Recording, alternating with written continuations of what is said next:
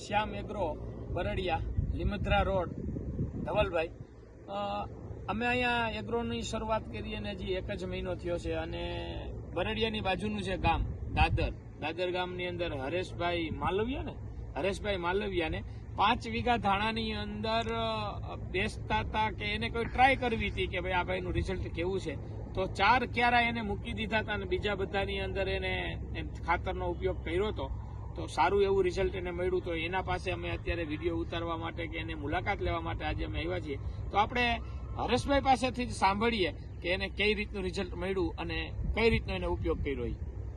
પેલા તમારું નામ? હરેશભાઈ રામજીભાઈ માલવિયા, દાદર ગીર, તાલુકો વિસાવદર, જિલ્લો જુનાગઢ. હા, હવે મેં ધાણામાં સ્ટાર ઝાઇમ નાખ્યું છે. સ્ટાર ઝાઇમ વીઘે 4 કિલો નાખવાનું છે.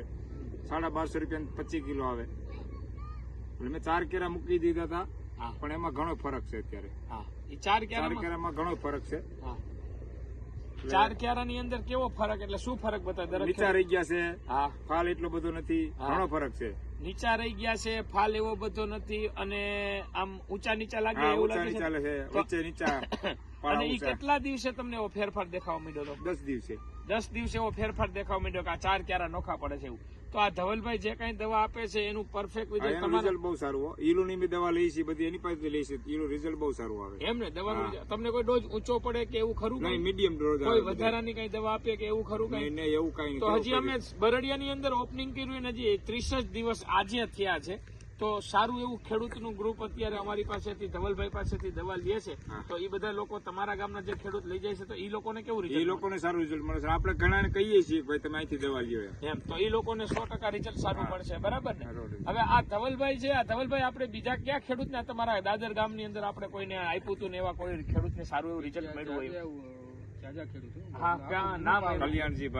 કલ્યાણજીભાઈ માલવિયા શું હતું? એને લણ હતી, 28 વીઘાની તુવેર હતી, એમાં આપણે ઈરુનો ઉપયોગ કર્યો હતો, ઈરુની દવાનો.